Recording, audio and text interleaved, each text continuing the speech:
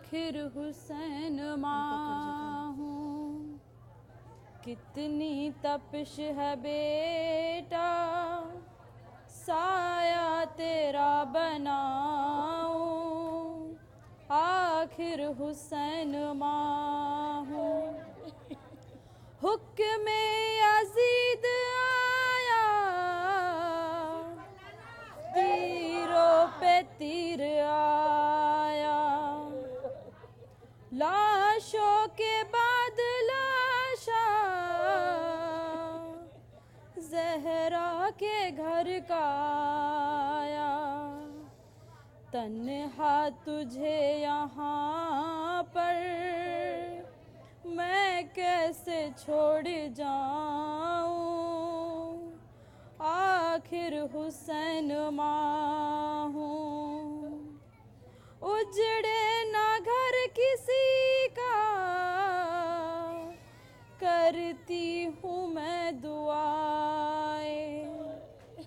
مقتل میں آ کے تجھ کو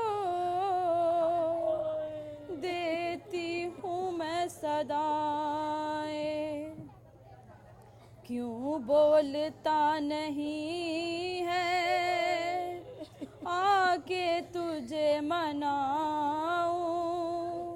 آخر حسین ماں ہوں. خنجر چلانا اس پہ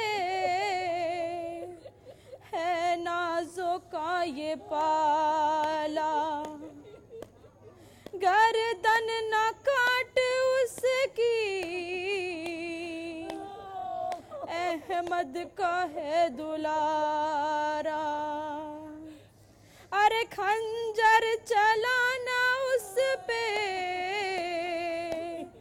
ہے نازوں کا یہ پالا. گردن نہ کاٹ اس کی احمد کا ہے دلارا. دنیا سے جا کے بیٹا کہیں پھر میں مر نہ جاؤں. آخر حسین ماں ہوں. ڈھونڈوں کہاں پہ جا کے بیٹا کدھر ہے میرا. پانی دیا نہ اس کو جلتا جگر ہے میرا. ٹکڑے اٹھا اٹھا کے لاشا تیرا بناؤں. آخر حسین ماں ہوں. دربار شام میں کیوں زینب کا سر کھلا ہے.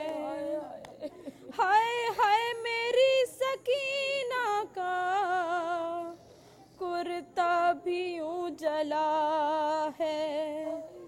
اس حال بے بسی میں بیٹا میں مر نہ جاؤں. آخر حسین ماں ہوں. روئی قبر میں بیٹا مقتل میں روئی زہرا. دربار شرابی میں روتی رہی ہے زہرا. روتے ہوئے حسن سے نوحہ تیرا لکھاؤں. آخر حسین ماں ہوں. نازوں کے پال بیٹا آ جھولی میں پھیلاؤں. آخر حسین ماں ہوں. کتنی تپش ہے بیٹا سایہ تیرا بناؤں. آخر حسین ماں ہوں. آخر حسین ماں ہوں. सलवात।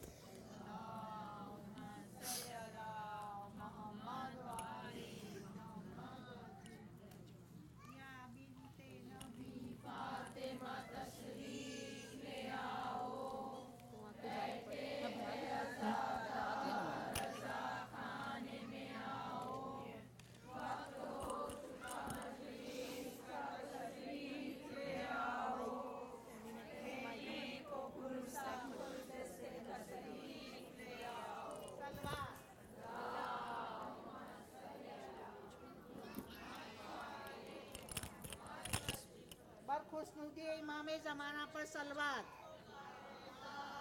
आगे लेना है थोड़ा सा, इनको आगे थोड़ा सा कर लो। हाँ ना थोड़ा सा चारों साइड में मेहंदी आएगी ना, यहाँ से आएगी। या अच्छा ऊपर आएंगे ये फिर लोग। सही है, ठीक तो सही है। तो मैं यूँ बोलती हूँ कि आपके पीछे से मेहंदी चाहे तो कुछ है। नहीं यहाँ से सही आगे है। से।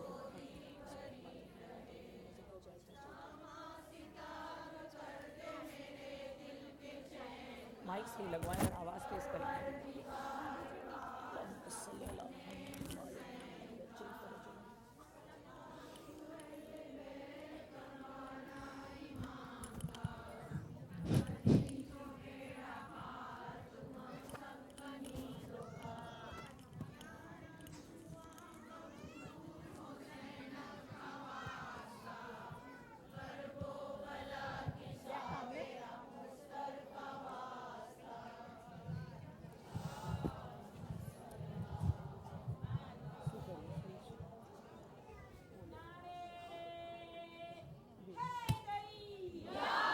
अली या अली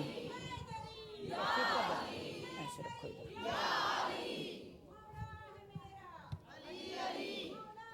अब इसको टाइट करो। अली अली अली अली सही।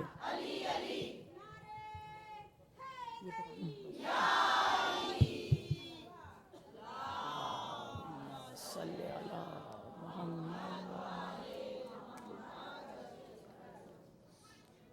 सूरह मुबारकतुल फातिहा।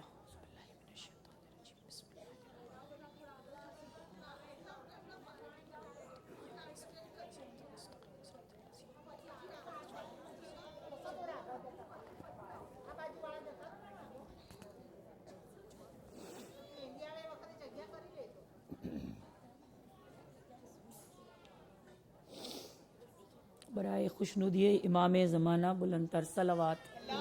सल्ले अला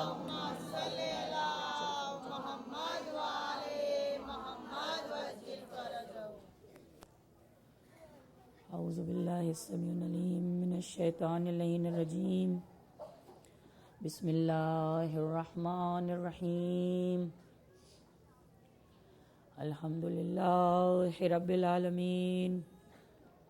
अस्सलातु वस्सलामु अला अशरफिल अंबिया वल मुरसलीन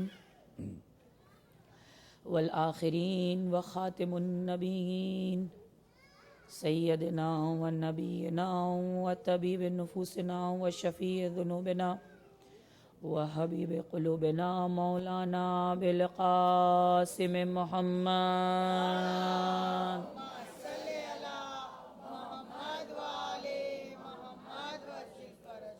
वाला आलिहि तय्यबीन अत्ताहिरीन अलमासूमीन अलमज़लूमीन वलानतुल्लाहि अला क़ौमिहि ज़ालिमीन। अम्मा बादु फ़क़द वक़ाल अल्लाहु तबारक व तआला फ़ी किताबिहिल मजीद वल फ़ुरक़ानिल हमीद।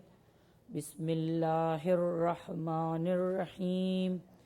इन्नमा युरीदुल्लाहु लियुज़हिबा अन्कुमुर रिज्सा अहलल बैत व युतहिरकुम तत्हीरा।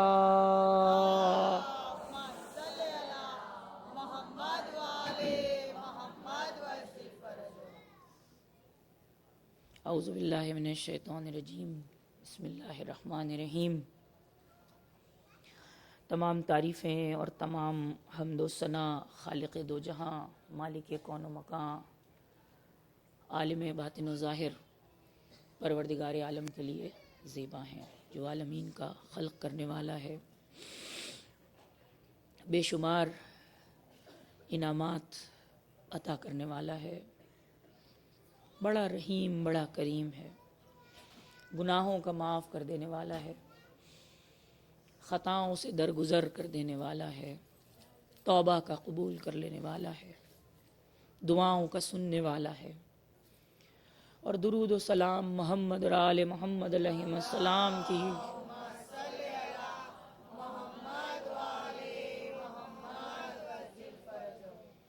ذوات مقدسہ کے لیے مخصوص ہیں، جنہیں پروردگار عالم نے وجہ خلقت کائنات قرار دیا۔ دنیا ایک امتحان کے لیے بنائی، اس امتحان کے بعد رزلٹ دینے کا وعدہ کیا۔ امتحان گاہ ایسی ہے کہ مسلسل ٹیسٹ ہوتے رہتے ہیں، اور جس کے گریڈ مسلسل اے، بی اور اے پلس آتے ہیں، موت کے وقت اسے درجہ اولا دیا جاتا ہے، موت کے وقت اسے اگلے درجے میں اعلیٰ نمبروں سے پروموٹ کیا جاتا ہے۔ اور موت جب انسان پر طاری ہوتی ہے تو وہ جو غافلین میں تھے دنیا میں، ان کے لیے موت ایک شکنجہ ہے، ایک پنجرہ ہے، ایک مصیبت ہے، ایک آفت ہے۔ اس کے لیے قبر پکار کر کہتی ہے میں تنہائی کا گھر ہوں، غربت کا گھر ہوں، مصیبت کا گھر ہوں، سانپ بچھوؤں کا گھر ہوں، میں اندھیرے کا گھر ہوں، وحشتوں کا گھر ہوں۔ لیکن جس نے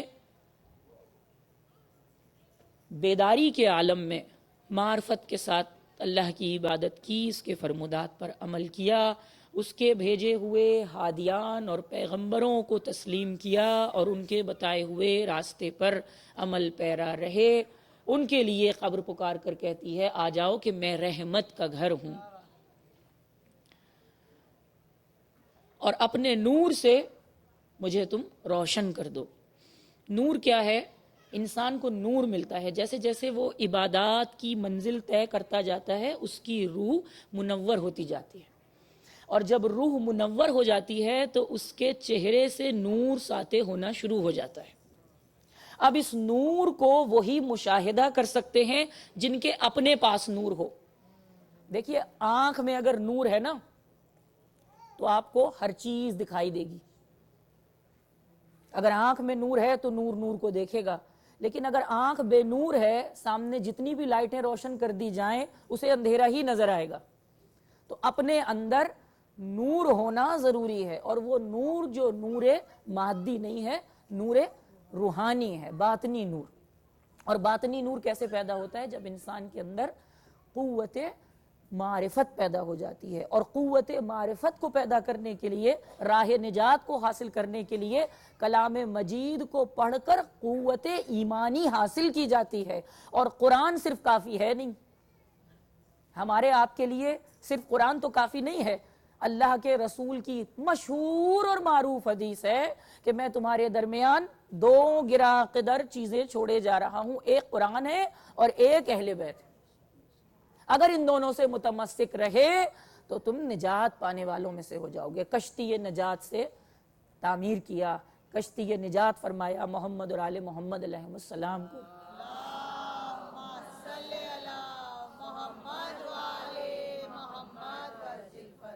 اور ظاہر ہے کہ جب کشتی نجات کہہ دیا تو اب کتنے بھی منجدار آئیں، کتنے بھی طوفان آئیں، جب اللہ کے نبی نے فرما دیا کہ کشتی نجات ہے، ڈولے یا ڈگمگائے مگر منزل تک پہنچائے گی۔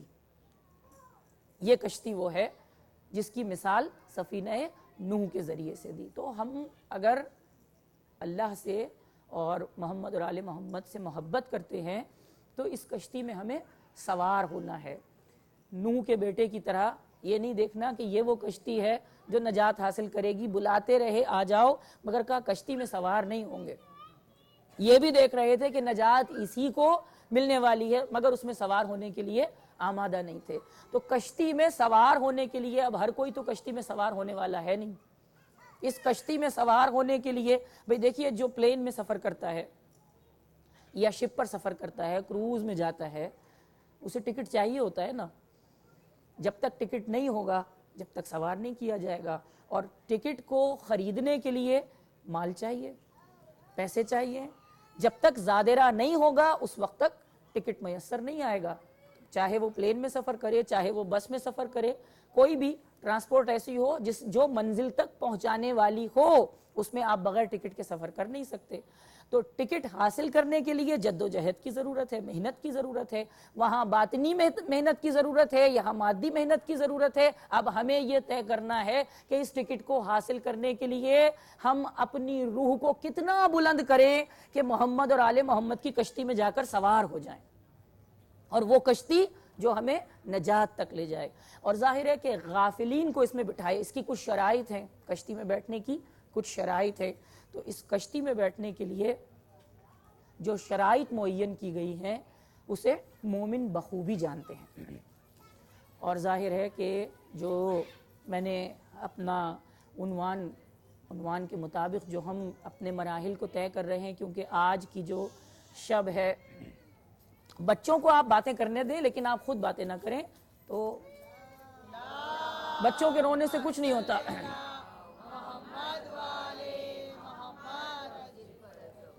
لیکن اگر ہم خود تھوڑا سا خاموشی اختیار کریں. اور پھر دیکھیں یہ دن جو ہے، میں نے کل بھی عرض کیا تھا، آج بھی کہہ رہی ہوں، مگر مجھے پتہ ہے اثر ہونے والا نہیں ہے.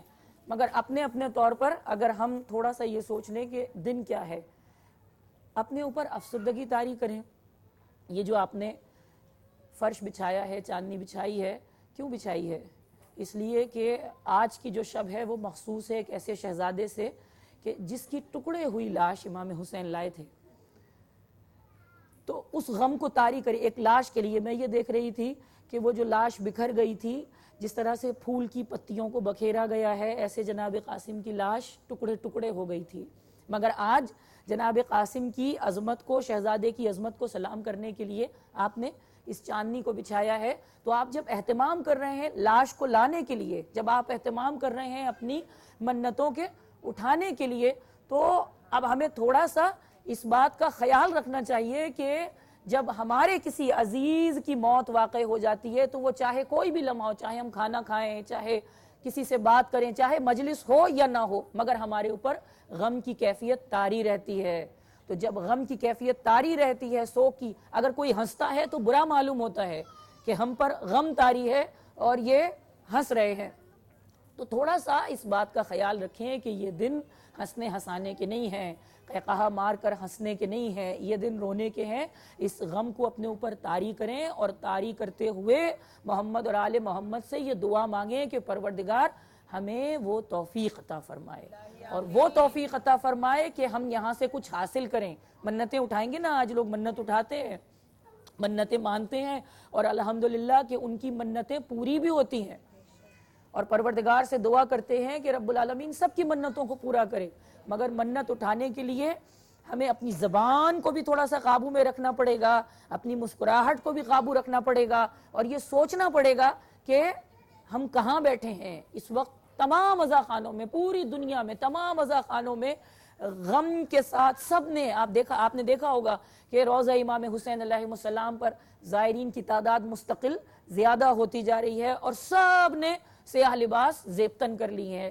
صرف سیاہ لباس پہننے سے ہم حق زہرا کو ادا نہیں کریں گے، صرف رو کر یا بہت زور سے ماتم کر کے ہم حق زہرا کو ادا نہیں کریں گے. اپنے اوپر طاری کریں اور دعا یہ مانگیں کہ پروردگار ہمیں تو توفیق عطا فرما، ہمارا شمار اس فرش کے صدقے میں غافلین میں سے نہ ہو، اور ہم محمد اور آل محمد کی کشتی میں سوار ہو جائیں. اور ہمیں وہ اذن دے دے کہ جب ہمارے چہرے کو دیکھیں تو ہمارے چہرے پر وہ نور ہو جس نور کو وہ پہچانے اور یہ کہیں کہ یہ ہمارا ہے، اسے آنے دو، یہ ہمارا چاہنے والا ہے، اسے یہاں آنے دو. شہزادی فاطمہ زہرا ان دنوں میں بہت غمگین ہے، لہٰذا ان کے غم کو محسوس کرتے ہوئے، ان کی تکلیف کو محسوس کرتے ہوئے، خیموں میں جو قیامت برپا ہے، خیموں میں جو اداسی ہے، اس اداسی کا تصور اپنے گھر میں بھی رکھیں، اپنے دل و دماغ پر بھی رکھیں، اپنے بچوں کے ساتھ بھی. بلکہ علماء نے تو یہاں تک کہا ہے کہ 7، ویسے تو 10 تاریخ، لیکن 7 تاریخ سے اپنے بچوں کو پیار کرنا چھوڑ دو. فکر کرنا چھوڑ دو, دنیا کی فکر کرنا چھوڑ دو, صرف یہ دعا مانگیے کہ پروردگار سید الشہداء امام حسین علیہ السلام کے انتقام لینے والے حقیقی وارث امام زمان علیہ السلام کے ظہور میں تو تاجیل فرما.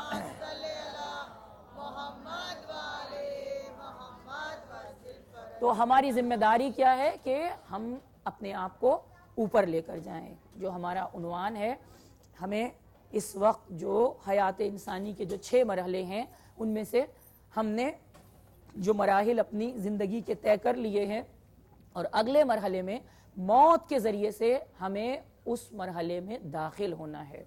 اور موت در حقیقت انسان کی اس زندگی کا نام ہے کہ جو وہ عالم برزخ میں گزارتا ہے. دنیا میں تو انسان زندگی, طبعی زندگی انسان کی کتنی ہے؟ ایک عام اندازے کے مطابق اس وقت جو ایوریج ہے عمروں کا وہ 80 یا 70 بتایا گیا ہے, مگر اس سے پہلے بھی لوگ دنیا سے چلے جاتے ہیں, مگر جو طبعی عمر ہے وہ 70 سے 80. بہت کم ہے جو 90 تک پہنچتے ہیں یا 100 تک پہنچ جاتے ہیں, لیکن ایوریج جو ہے وہ 70 اور 80. اب 70 اور 80 اگر زندگی جو ہے نا, زندگی اتنی مختصر ہے, 4 منٹ زندگی کی جو مدت ہے وہ عالم برزخ کے مقابلے میں صرف 4 منٹ ہے. اب یہ جو 4 منٹ ہیں, ان 4 منٹوں میں ایک وہ کہ جب نطفہ داخل ہوا, دوسرے وہ کہ جب اس نے طبعی صورت اختیار کی, پھر اس میں روح پڑی, اور اس کے بعد یہ زندگی جو ہم گزار رہے ہیں, اس کے بعد زندگی ختم ہوئی. جو بظاہر ہمیں اپنی آنکھ سے نظر آ رہی ہے وہ زندگی ختم ہوئی. اب موت کا جب انسان نے سفر شروع کیا, اب اس کو انتظار ہے کس چیز کا؟ قیامت کا. جو مر گئے ہیں انہیں قیامت کا انتظار ہے. ہم یہ کہتے ہیں قیامت کب آئے گی؟ کلام مجید میں ہے کہ اے رسول تم سے یہ پوچھتے ہیں کہ قیامت کب آئے گی, تمہیں پتہ بھی نہیں چلے گا کہ کیسے قیامت آ جائے گی. بہت جلدی آئے گی, اور لوگ یہی کہتے رہے کہ کب آئے گی وہ قیامت, حالانکہ جب وہ آئے گی تو تم تصور نہیں کر سکتے کہ کیسا بھونچال ہوگا, جب زمین کو کیسا زلزلہ ہوگا, جب زمین دھنس جائے گی, پہاڑ کے ٹکڑے ٹکڑے ہو جائیں گے, اور وہ دن, اس کو دن کہا گیا ہے, یوم الدین, مالک یوم الدین, وہ جو مالک ہے اس یوم کا جو بہت بڑا دن ہے, یوم عاشورہ. ہم کہتے ہیں نا یوم عاشورہ, جب یوم مناتے ہیں کسی کا, یوم زینب, ہم یوم زینب مناتے ہیں ہیوسٹن میں, ہم گزشتہ 6 سال سے یوم زینب منا رہے ہیں, اور ماشاءاللہ یہ یوم زینب مجلس نہیں ہوتی, اس میں پیغام دیا جاتا ہے بی بی زینب کے حوالے سے. پڑھتے پڑھاتے تو ہم رہتے ہی ہیں, خطبے بھی ہوتے رہتے ہیں, مگر اس میں اسکرین پر دنیا میں کیا ہو رہا ہے, ہمیں کیا کرنا ہے. 6 گھنٹے کا یہ پروگرام ہوتا ہے, اور میں آپ سے یہ توقع کرتی ہوں کہ آپ بھی یوم زینب منعقد کریں. اور میری خواہش تو یہ ہے کہ پورے جہاں جہاں بھی ہم جاتے ہیں وہاں یہ پیغام دیتے ہیں کہ ہم یہ کوشش کریں کہ ایک ہی دن پورے یونائٹڈ اسٹیٹ میں یوم زینب منائیں, جناب زینب کی عظمت کو سلام کریں. اور کتنا اچھا معلوم ہو کہ جس وقت ہم ٹیلی ویژن والوں کو بھی, آپ کو معلوم ہے کہ یہاں ولایت ٹی وی ہے, شیعہ ٹی وی ہے جو کوریج کر رہے ہیں, اور ہمارے ہیوسٹن میں ولایت ٹی وی ہے, ہمارا پروگرام بھی ہوتا ہے ہر سنڈے کو, خواتین کا پروگرام ہوتا ہے 4 بجے سے لے کے 5 بجے تک, یا 5 بجے سے لے کر 6 بجے تک. اس وقت کیونکہ محرم الحرام ہے اس لیے مجھے نہیں پتا کہ ابھی ہو رہا ہے کہ نہیں ہو رہا ہے, لیکن ہیوسٹن سے یہ براہ راست نشر کیا جاتا ہے, آپ اس میں کال بھی کر سکتے ہیں. تو ٹیلی ویژن ہے تو اس کے ذریعے سے بتایا بھی جا سکتا ہے کہ آج پورے یونائٹڈ اسٹیٹ میں یوم زینب منایا جا رہا ہے. ایک جناب زینب کو خراج عقیدت پیش کرنے کے لیے ایک بہت بڑا دن ترتیب دیا گیا ہے جس میں آپ کی عظمت کو سلام کیا جا رہا ہے. تو ہم مناتے یوم حسین مناتے ہیں. کیوں اس کا نام یوم رکھا ہے؟ ڈے, حسین ڈے مناتے ہیں, زینب ڈے مناتے ہیں, فلاں پریزیڈنٹ ڈے یہاں پر منایا جاتا ہے. تو دن تو بہت سارے ہیں نا, فادرز ڈے منایا جاتا ہے, مدرز ڈے منایا جاتا ہے. تو کیوں کہ یہ ایک خاص دن ہے, یہ عام دنوں میں شمار نہیں ہوتا, یہ خاص دن ہے, اسپیشل ڈے ہے, اس لیے اس کا نام رکھا ڈے. اور اگر ہم اردو میں کہیں تو یوم. یوم تو وہ ہے, وہ جو دن ہے وہ بہت ہی بڑا دن ہے کہ جس کے بارے میں تم اندازہ نہیں کر سکتے کہ وہ دن کیسا ہوگا. اچھا وہ دن نہیں ہوگا بھئی, دن تو ہم جب کہتے ہیں ایک ہوتا ہے رات, ایک ہوتی ہے دن. دن وہ ہوتا ہے جب سورج نکلتا ہے تو دن ہو جاتا ہے. تو قیامت میں تو سورج نہیں ہوگا, سورج تو ختم ہو جائے گا, چاند بھی ٹکڑے ٹکڑے ہو جائے گا, اور جتنے بھی فلکیات کے جو سولر سسٹم کے جتنے بھی سیارے ہیں وہ پاش پاش ہو جائیں گے. تو سورج تو نہیں ہوگا, لیکن اسے دن سے. پھر کیا ہے تعبیر جو مثالیں دی گئی ہیں اس میں یہ بتایا کہ سوا نیزے پر ہوگا, سورج سوا نیزے پر ہوگا. سورج تو ہوگا ہی نہیں, گرمی کی شدت سے پسینے آ رہے ہوں گے, اور سب سے زیادہ دو چیزیں ستائیں گی روز قیامت. دو چیزیں سب سے زیادہ پریشان کرنے والی ہیں. ایک کیا ہے جس کا ثواب میں نے عرض کیا تھا آپ کے سامنے, پانی پلانے کا. تو پیاس جو ہے وہ سب سے زیادہ غالب ہوگی روز قیامت, سب سے زیادہ پیاس تنگ کرے گی, زبانیں باہر نکلی ہوں گی. اور دوسرے سایہ, دھوپ یا گرمی, یا وہ کیسی شدت ہوگی کہ ظاہر ہے کہ سورج تو ہوگا نہیں تو پھر گرمی کیسی, سورج نہیں ہوگا تو پسینہ کیسا, مگر وہ کیسی گرمی ہوگی ہم اس کا اندازہ نہیں لگا سکتے. اس لیے کہ یہ تو حقیقت ہے نا کہ سورج ختم ہو جائے گا. جب سورج ختم ہو جائے گا تو گرمی ہم سمجھتے ہیں کہ سورج کی وجہ سے ہوتی ہے, نہیں معلوم. مگر بہرحال جو تپش ہوگی, جو ہر انسان یہ چاہے گا کہ اسے ایک شیڈ مل جائے, وہ شیڈ مل جائے, وہ شیڈ ڈھونڈے گا. تو خدا کا شکر ادا کیجئے کہ پروردگار عالم نے نعمت کی صورت میں آپ کو محمد اور آل محمد علیہ السلام کا ماننے والا قرار دیا ہے. کوثر کا مالک علی کو بنایا, اور چادر زہرا کا وارث, تطہیر کا وارث, اس سائے کا وارث جناب فاطمہ زہرا کو بنایا. فاطمہ زہرا, آپ صلوات پڑھ دیا کریے ذرا.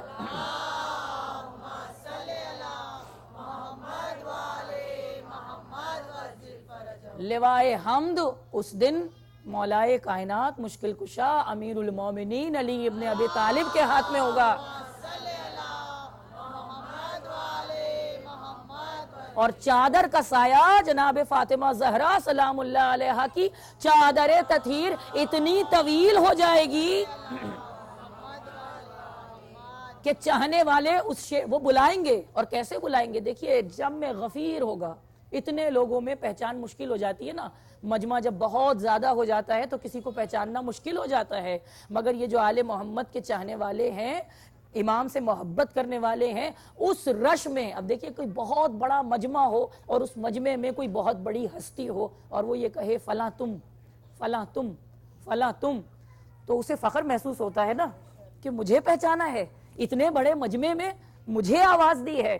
تو وہاں جب ایک ازدحام ہوگا لوگوں کا تو چاہنے والوں کے چہرے, جو میں نے ابھی عرض کیا کہ ان کے چہروں سے جو نور ساطع ہوگا, پہچانیں گی شہزادی فاطمہ زہرا, پہچانیں گے مشکل کشا, فلاں تم آ جاؤ, فلاں تم آ جاؤ, یہاں ہم تمہیں پانی پلائیں گے, یہاں فاطمہ زہرا تمہیں اپنی چادر کے سائے میں لیں گی.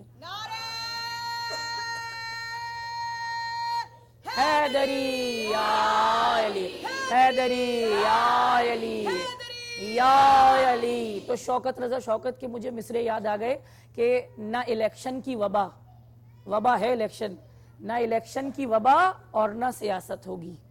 خلد میں آل محمد کی حکومت ہوگی, علم عباس کا پرچم بھی بنانا ہوگا, اور وہاں ناد علی قومی ترانہ ہوگا.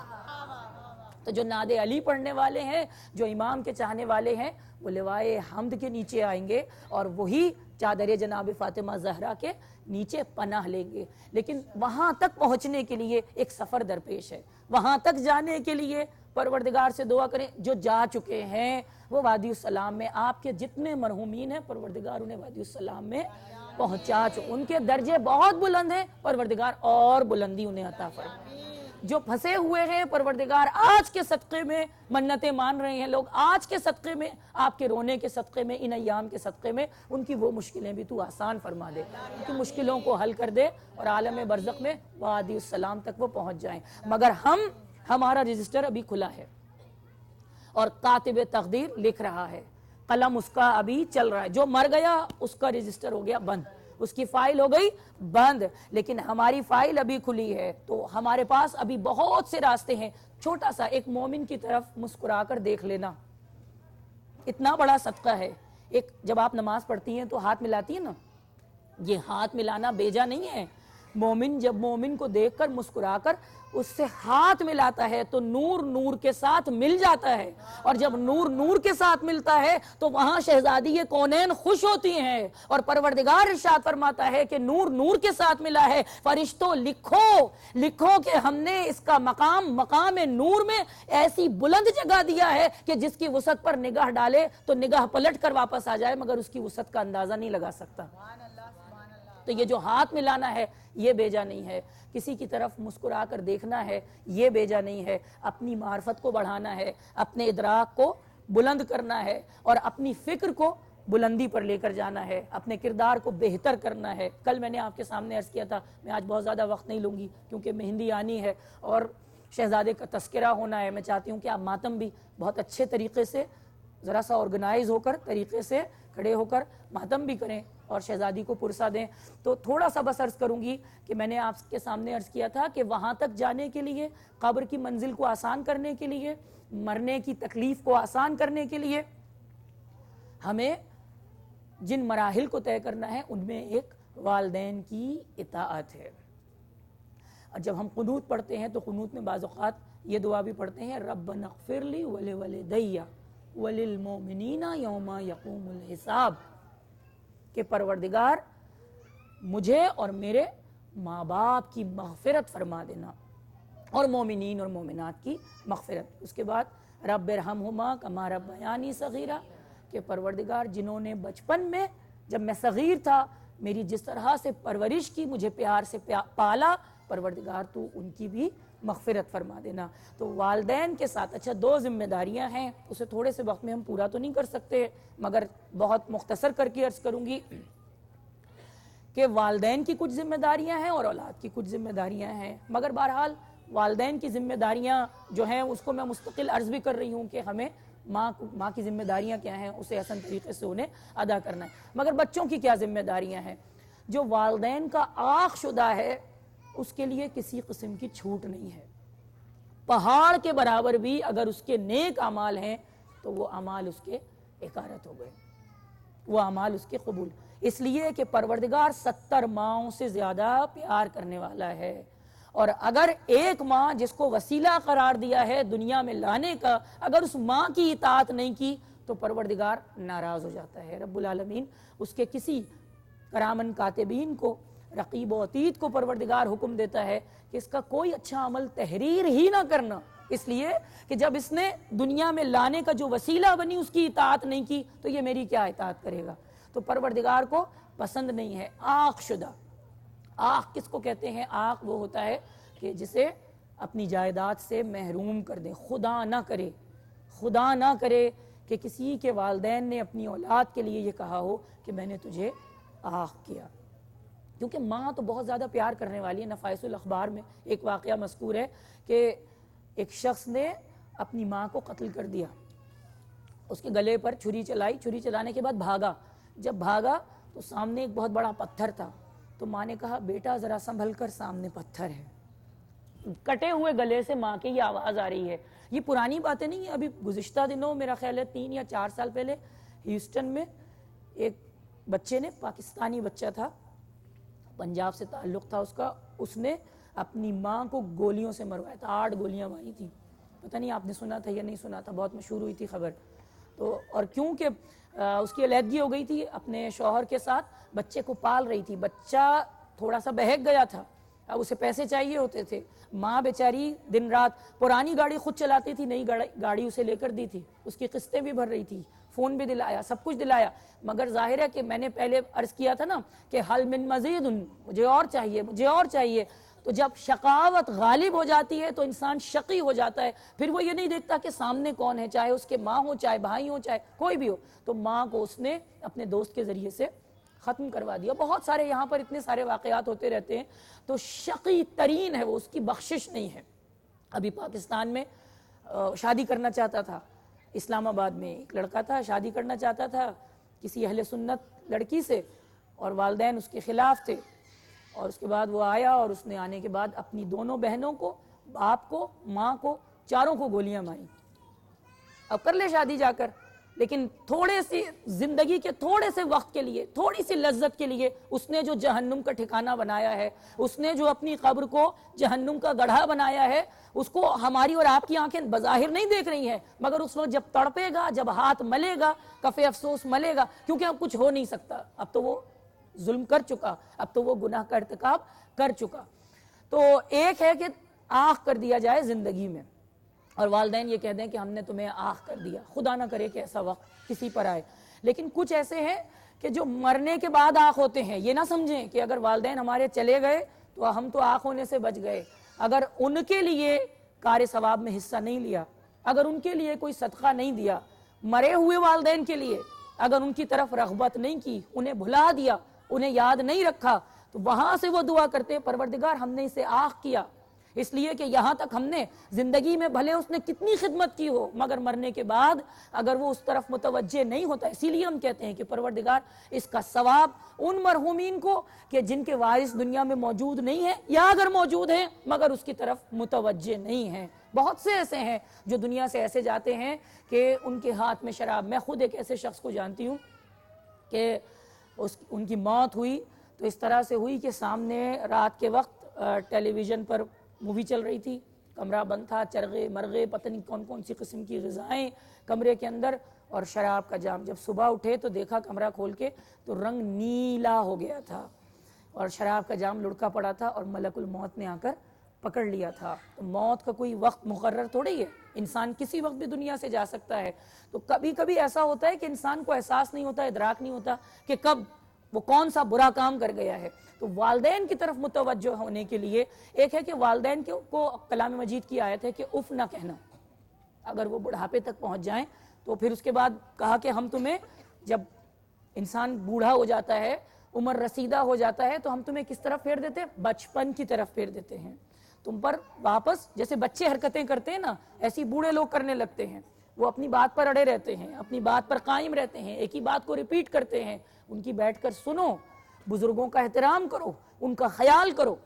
ہم تمہیں بچے کی طرح واپس پھیر کر دیتے ہیں۔ لیکن اگر اس وقت اگر انسان نے اپنے والدین کی آواز کو نہیں سنا، یا اگر ماں ہے، اب آج کل ہمارے بچے ہیں، آپ بلا رہے ہیں کہ کھانے کے لیے آ جاؤ، کھانے کے لیے آ جاؤ، مگر شیطان اسے بہکائے جا رہا ہے۔ اس کے بعد اگر آپ نے ذرا سا تیز لہجہ اختیار کیا تو کہتے ہیں کہ کیا مصیبت ہے، یا اوفو، یا اگر اوفو نہیں کہتے تو اپنی زبان میں جس طرح سے بھی اگر برا منہ بنایا ہے، وہ اوفو کرنا ہے، وہ اف کرنا ہے، اے او کہنا ہے، وہ اف کرنا ہے۔ کھانا لگایا ہوا ہے، ماں نے کھانا لگایا ہوا ہے، بچے میں دیکھتی ہوں بہت سارے ایسے ہیں جو والدین کی بات پر توجہ ہی نہیں دیتے، ماں کچھ بھی کہتی رہے وہ اپنے کانوں میں انگلیاں بظاہر تو نہیں مگر ایسے کرتے ہیں جیسے انہوں نے سنا ہی نہیں۔ تو قیامت کا عذاب خرید رہے ہیں اپنے لیے، قبر کا عذاب خرید رہے ہیں۔ اب جتنا صدقہ دیں، جتنی عبادت کریں، ان کی قبول نہیں ہے اگر والدین کو پریشان کیا ہے۔ والدین، ایک باپ ہے جو اپنی اولاد کے لیے مستقل محنت مزدوری کرتا ہے، کوشش کرتا ہے، اور یہ کوشش کرنے کے بعد اگر وہ ان کو رزق حلال دیتا ہے اور اولاد اس کی طرف متوجہ نہیں ہوتی، اگر باپ مر جاتا ہے، اس کے لیے فاتحہ نہیں پڑھتا، وہاں سے باپ کہتا ہے میں نے اسے آنکھ کیا، پروردگار میں نے اسے آنکھ کیا اس لیے کہ یہ میری طرف متوجہ نہیں ہوتا۔ تو مرنے کے بعد بھی حق ہے، شرعی مسئلہ ہے یہ، مرنے کے بعد بھی والدین کو حق ہے کہ وہ اپنی اولاد کو آنکھ کر سکتے ہیں، لہٰذا متوجہ رہیں ان کے لیے، کیونکہ روح آتی ہے، میں نے پہلے عرض کیا تھا کہ شب جمعہ ارواح آتی ہیں اور کہتی ہیں ایک کھجور کا دانہ، کوئی ایک روٹی کرنے والا ہمارے لیے صدقہ کر دو، ہمارے لیے خیرات کر دو، اس لیے کہ تمہارا یہ صدقہ ہماری کتنی بڑی مشکل کو حل کرے گا، اس کا اندازہ دنیا والے نہیں کر سکتے جو عالم برزخ۔ اور پھر لوگ حیران ہوتے ہیں، جتنا زیادہ جس کو ہدیہ پہنچتا ہے پھر فخر کرتی ہیں، مومنین کی روحیں فخر کرتی ہیں جب ان کے درجات، کیونکہ درجے معرفت کے اعتبار سے ہے نا، کسی کا درجہ بلند ہے، کسی کا درجہ، وہاں پر بھی درجے ہیں۔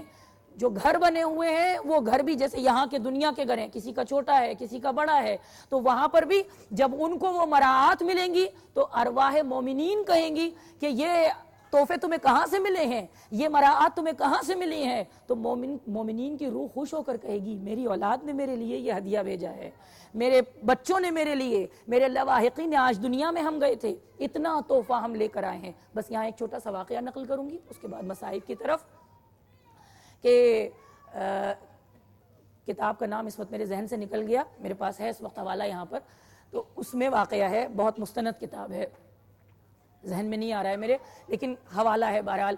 تو اس کتاب میں تحریر ہے کہ ایک شخص تھا، ایک عالم دین تھے جو نجف سے کچھ دور رہتے تھے، اور ایک مرتبہ وہ نجف کی جو شہر ہوتے تھے، اس زمانے میں شہر تھے اور شہر کا دروازہ ہوتا تھا، شہر میں آنا چاہتے تھے۔ جب وہ آنے لگے تو راستے میں شام ہو گئی، اور اس وقت بادشاہ کا طریقہ یہ تھا کہ شام ہوتے ہی مغرب کے وقت وہ شہر کے دروازے کو بند کر دیتا تھا۔ جب یہ دروازے پر پہنچے تو اس سے کہا کہ بھئی میں آیا ہوں، میں عالم دین ہوں، کوئی چور ڈاکو نہیں ہوں، دروازہ کھولو۔ اس نے کہا بادشاہ کا حکم ہے کہ مغرب کے بعد دروازہ نہیں کھلے گا، دروازہ بند ہو گیا۔ کبھی کبھی ہم لوگ ایسے کام کرتے ہیں کہ جو پتھر کی لکیر جس کو کہتے ہیں نا، کہ بس جو کہہ دیا وہ پتھر کی، اپنی عقل سے بھی کبھی انسان کو سوچنا چاہیے۔ تو اس دربان نے کہا کہ کیونکہ بادشاہ کا حکم ہے لہٰذا میں دروازہ نہیں کھول سکتا۔ انہوں نے کہا ٹھیک ہے، ہم رات جو ہے وہ قبرستان میں گزاریں گے، ہم اور آپ ہوں تو خوفزدہ ہو جائیں کیونکہ قریبی قبرستان تھا، ہم تو کہیں نہیں واپس بھاگو یا کچھ بھی کرو، لیکن عالم دین تھے، قبرستان کی وحشت نہ کی۔ کیونکہ قبرستان کے حوالے سے یہ بات عرض کروں کہ ارواح مومنین کو دن کے وقت اپنی قبروں پر بھیجا جاتا ہے، اور مومنین کی جو قبریں ہیں، جو صاحبان قبر ہیں، وہ دن کے وقت اپنی قبر پر آتے ہیں، اپنی قبر پر آتے ہیں، اور دن میں مومنین بھی زیارت کے لیے جاتے ہیں۔ جب آپ قبر پر زیارت کے لیے جائیں تو حکم یہی ہے کہ دن کے وقت جایا جائے، شام کے وقت، اور جب شام ہو جاتی ہے تو مغرب کے بعد جو بد ارواح ہیں ان کو بھیجا جاتا ہے۔ یہ ہمارا کچھ بگاڑ نہیں سکتی، ہم لوگ ڈر جاتے ہیں، وہ اپنے ہی اعمال پر بین کر رہی ہوتی ہیں، وہ اپنے لیے ہی چیخ پکار کر رہی ہوتی ہیں، اور ایسے بہت سارے واقعات ہیں جنہیں دیکھا گیا ہے۔ بات کہیں سے کہیں چلی جائے گی، مجھے 2-4 واقعات اور یاد آ گئے، مگر میں اپنے واقعے کو کمپلیٹ کروں گی۔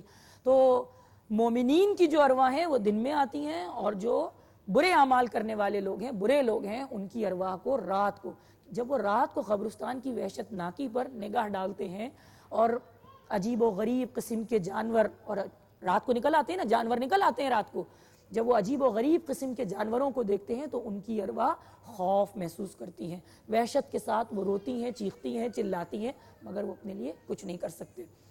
تو انہوں نے کہا کہ میں رات کو، اچھا یہ بھی ہے کہ قبر میں دفن ہونے والے کا اثر کہاں تک جاتا ہے؟ 40 قبروں تک اثر جاتا ہے۔ اگر کوئی مومن دفن ہو جائے، کوئی ایسا عبادت گزار دفن ہو جائے، اس کا اثر 40 قبروں تک جاتا ہے، اگر عذاب میں مبتلا ہے۔ اب یہ بھی اس کے کسی اعمال خیر کا نتیجہ ہوتا ہے کہ کچھ دنوں کے بعد، کچھ عرصے کے بعد کوئی ایسی لاش لا کر دفن کی جاتی ہے، میت دفن کی جاتی ہے کہ جس سے اس کے عذاب میں تخفیف ہو جاتی ہے، کمی ہو جاتی ہے۔ تو یہ رات کو گئے اور ایک قبر، بوسیدہ قبر تھی، اس کے پاس بیٹھ گئے، اور یہ اپنی اللہ سے اپنی موت کو یاد کرنے لگے اور اللہ سے دعا اور مناجات میں مشغول ہو گئے۔ جب رات کا تیسرا پہر ہوا تو انہوں نے دیکھا کہ کچھ لوگ ہیں جو قبرستان کے دروازے سے داخل ہوئے۔ اب یہ پریشان ہوئے کہ رات کے تیسرے، بہت معرفت والے بزرگ تھے، تو انہوں نے دیکھا کہ رات کے تیسرے پہر میں یقیناً یہ کوئی انسانی مخلوق نہیں ہے۔ یہ سمٹ کر بیٹھ گئے، انہوں نے دیکھا کہ داخل ہوئے لوگ، اور ایک قبر، دوسری قبر، تیسری قبر، تو خوشی خوشی دیکھا کہ کچھ جوان خوشی خوشی قبر کے اندر داخل ہو رہے ہیں۔ اس کے بعد جہاں یہ بیٹھے تھے وہاں ایک بہت ہی پریشان حال، اس کے بال ہوا میں اڑ رہے ہیں اور چہرہ سیاہ ہے اور حالت ایسی لرزہ براندام ہے اور بہت ہی زیادہ کمزوری کے عالم میں، بہت پژمردہ، جیسے کوئی مایوس انسان کسی دن بھر کی مزدوری کے بعد کچھ نہ ملنے پر جو اس کی حالت ہوتی ہے، اس عالم میں وہ اس قبر کے پاس آیا۔ یہ اٹھے اور انہوں نے سلام کیا، کہا کہ کیا میں پوچھ سکتا ہوں کہ آپ جنات میں سے ہیں یا انسانوں میں سے ہیں؟ تو کہا کہ ہم جنات نہیں ہیں۔ تو سمجھ گئے کہ تعلق روح سے ہے۔ کہا میں صاحب قبر ہوں، میں اس قبر میں رہتا ہوں۔ کہا مجھے بتائیے کہ کیا حالات ہیں؟ کہا ہر شب جمعہ پروردگار کے اذن سے ہمیں اجازت ملتی ہے کہ ہم دنیا میں جائیں اور دنیا سے کچھ مال لے کر آئیں، کچھ ہدیہ لے کر آئیں، کچھ تحفہ لے کر آئیں۔ میں جب سے مرا ہوں، میرا ایک ہی بیٹا ہے، اس نے میرے لیے کچھ بھی نہیں کیا۔ ہر سال ہر شب جمعہ جاتا ہوں اور ہر شب جمعہ مایوس اور نامراد میں واپس آ جاتا ہوں، کچھ میرے ہاتھ نہیں آتا۔ تو کہا کہ ہو سکتا ہے کہ آپ کا بیٹا آپ کی طرف متوجہ نہ ہو، مجھے اجازت دیں، نام پتہ بتائیے تو میں جا کر اسے متوجہ کروں کہ تمہارا باپ اس حالت میں ہے، اس کے لیے کچھ کرو۔ کہا فلاں جگہ پر، انہوں نے پتہ دیا۔ مختصر یہ کہ صبح ہوئی، یہ شہر میں داخل ہوئے، اب جس کام سے جا رہے تھے اس کام کو انہوں نے ترک کیا اور کہا پہلے میں اس کام کو انجام دوں گا۔ یہ وہاں گئے اور جانے کے بعد انہوں نے جو پتہ اس نے دیا تھا، روح نے بتایا تھا، اس کے مطابق جب وہاں پہنچے تو دیکھا کہ وہاں واقعی اس نشانی کا گھر موجود ہے۔ دخل بات کیا، بیٹے کی جو بیوی تھی اس نے دروازہ کھولا، سلام بھی نہیں کیا۔ کہا بھئی تمہارا بیٹا تمہارا شوہر کہاں ہے؟ کہا وہ کپڑے دھو رہا ہے گھاٹ پر۔ یہ خیر گھاٹ پر گئے، جہاں کپڑے دھو رہا تھا وہاں پہنچے، اس کو سلام کیا، اس نے جواب سلام نہیں دیا۔ جب اگر آپ کسی کو سلام کریں اور اگر وہ آپ کو جواب سلام نہ دے تو آپ اس سے کلام نہیں کریں۔ مجتہد تھے، ایک مرتبہ سلام کیا، جواب نہیں دیا، دوسری دفعہ سلام کیا، اس نے جواب نہیں دیا، تیسری دفعہ انہوں نے زور سے سلام کیا تو اس نے گردن ہلا کر، اب جب اشارہ مل گیا تو انہوں نے گفتگو کا آغاز کیا۔ انہوں نے کہا بھئی دیکھو میں ایک عالم دین ہوں اور فلاں فلاں جگہ سے میں آ رہا ہوں، راستے میں جو واقعہ پیش آیا تھا وہ بیان کر دیا۔ کہا اپنے باپ کے لیے کوئی ہدیہ، کوئی خیرات، کوئی نماز؟ تو اس نے کہا کہ میں تو اتنا غریب آدمی، میرے باپ نے میرے لیے کیا کیا ہے؟ یہ وہ جواب ہے جو یہاں اولاد کہتی ہے۔ بعض لوگوں کی اولادیں کہتی ہیں ہمارے ماں باپ نے ہمارے لیے کیا کیا ہے؟ تمہیں پالا، تمہیں پوسا، تمہیں کھلایا، تمہیں جوان کیا، تمہارے بازوؤں کو قوت، سردی گرمی سے بچایا، خوراک کا انتظام کیا۔ اس کے بعد بچے یہ کہتے ہیں ہمارے ماں باپ نے ہمارے لیے کیا کیا؟ خدا نہ کرے کہ کسی کے ماں باپ، کسی کی اولاد ایسی ہو کہ اس کی زبان سے یہ کلمات نکلیں۔ ایک مرتبہ صلوات بھیجیے۔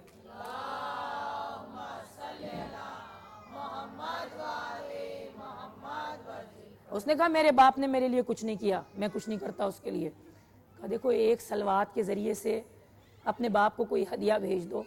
کہا نہیں، میں نہیں کروں گا، کچھ نہیں کروں گا۔ بہت انہوں نے اصرار کیا، بہت اصرار کیا، جب بہت زیادہ پوری لمبی گفتگو ہے، بہت انہوں نے سمجھایا۔ ایک عالم دین کی دیکھیں کیا ذمہ داری ہے۔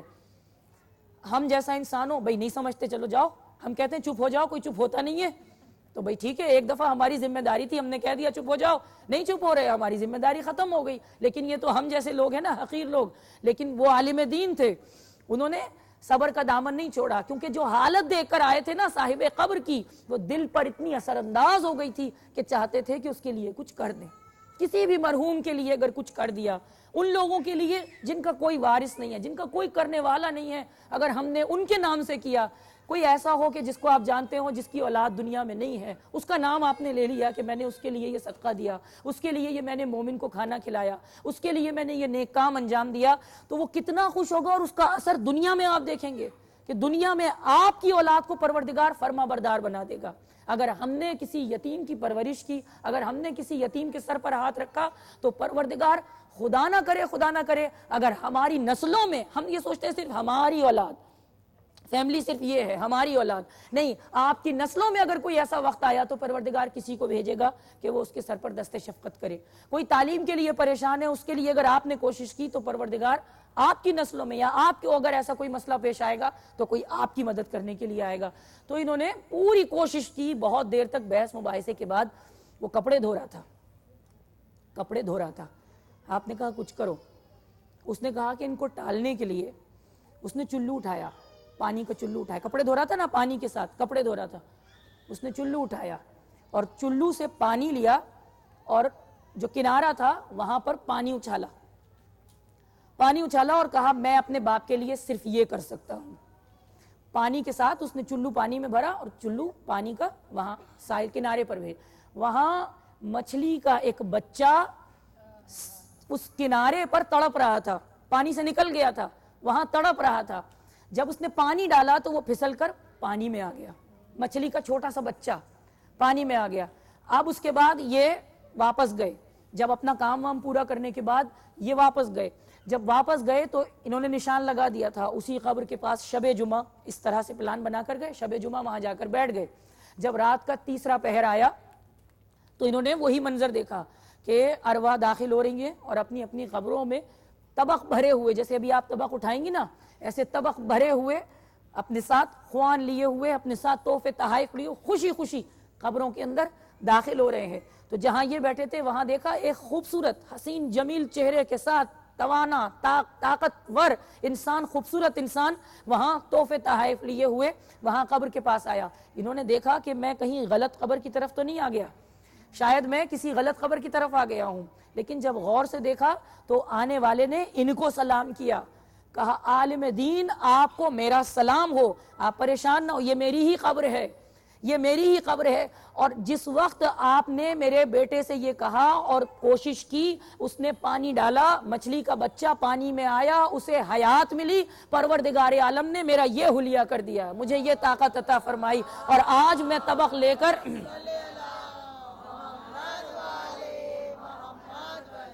آپ دیکھیں ہمارا ایک عالم یہ کام کر سکتا ہے. تو جو عالموں کے عالم ہیں، جو استاد ہیں، جو استاد جبرائیل ہیں، وہ ہماری کیسے نہ شفاعت کریں گے، وہ ہماری کیسے، جو روحانی ہمارے باپ ہیں وہ ہمارے لیے کیا کچھ نہیں کر سکتے. علی قسیم نار و جنت ہیں، تقسیم کرنے والے ہیں، جنت اور دوزخ کو تقسیم کرنے والے ہیں. کیوں؟ یہ جو معاویہ تھا نا، جس کو امیر شام کہتے ہیں، بے شمار لعنت، ہم امیر شام نہیں کہتے، ہم فقیر شام کہتے ہیں. یہ امیر شام نہیں ہے، ہم اس کو امیر نہیں کہتے. تو یہ اس نے کہا تھا کہ اگر علی کی ضربت سے، جب مرے تھے نا صفین میں، جب مرے تھے تو کہا کتنے علی نے مارے، کتنے کسی اور نے مارے، تو کہا بھئی ناپ کر تول کر دیکھ لو، جن کے 2 ٹکڑے ہوئے ہیں دونوں ٹکڑوں کو برابر وزن کرو، جتنے برابر وزن کے ہیں وہ سب علی نے مارے ہیں. اس لیے کہ علی کی تلوار ایسے تقسیم کرتی ہے کہ بالکل برابر سے آدھا آدھا ہوتا ہے، میزان عدل. اور علی جنت اور دوزخ کے بانٹنے والے بھی ہیں، تو وہاں بھی اسی عدل سے کام لیں گے، وہاں بھی برابر ہی تقسیم کریں گے، اور ایسا تقسیم کریں گے کہ جس کا حق ہوگا اس کو مولائے کائنات مشکل کشا وہ حق دلائیں گے. تو مومنات یا علی، تو مولا مشکل کشا کے ہم ماننے والے ہیں. جس طرح اپنے والدین کے لیے حکم ہے کہ اپنے والدین کے لیے نیک کام انجام دیے جائیں، ان کی اطاعت کی جائے، ان کا حکم مانا جائے.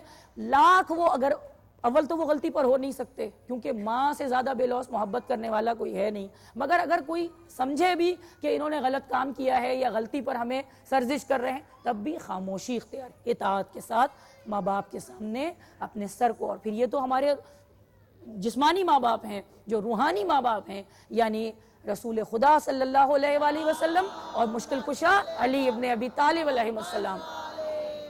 درجے کو بلند کرنا ہے. یہ جو ہستیاں ہیں یہ ہمارے روحانی باپ ہیں، ان کا احترام، ان کی معرفت، ان کی اطاعت ہماری زندگی ہے. اسے اپنی زندگی کا شعار بنائیں، اسے اپنی زندگی کا مقصد قرار دیں. علی کو اپنی زندگی کا مقصد قرار دیں. ولایت امیر المومنین علی ابن ابی طالب کو اپنے بچوں کو وراثت کے طور پر دیں. ان کی رگوں میں جو خون دوڑے وہ علی کی محبت میں دوڑے، محمد اور آل محمد کی محبت میں دوڑے. ان کا خمیر ایسا ہو کہ اگر ولایت پر کوئی حرف آئے تو اپنی جان، مال، عزت، آبرو سب کچھ قربان کرنے کے لیے تیار ہو جائیں. ہاں عزاداران امام، کربلا میں یہ محبت تھی، ولایت کی محبت تھی. اور دادا ایسے جناب قاسم کے، امام حسن علیہ السلام کے نور نظر،